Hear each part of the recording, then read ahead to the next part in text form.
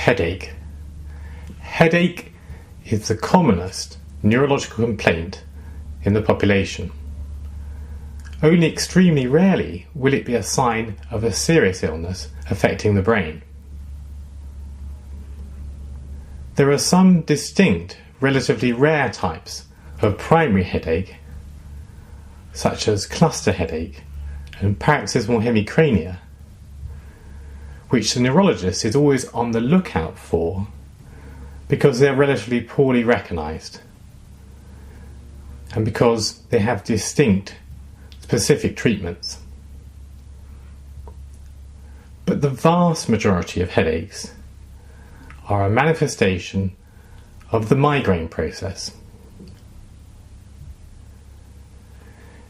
During their assessment, neurologists will spend much time going through the various characteristics of a patient's headache. The examination is then focused towards excluding any relevant signs of a structural brain abnormality.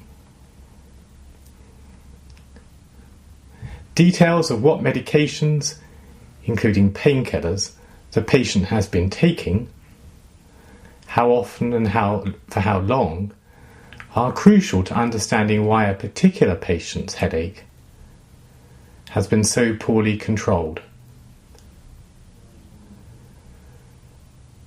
The neurologist will bring together the various pieces of information available to make a clinical diagnosis of the patient's headache type or types. Sometimes structural imaging of the brain by MRI will be a necessary part of that assessment. Once a conclusion on diagnosis has been made, appropriate advice can be given.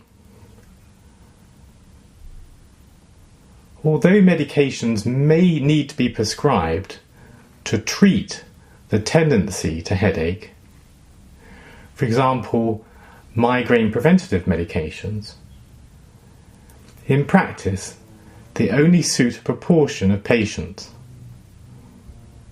There are other directed treatments available, and the approach is often slightly different for each patient. But the strongest theme of the treatment plan is usually education and explanation.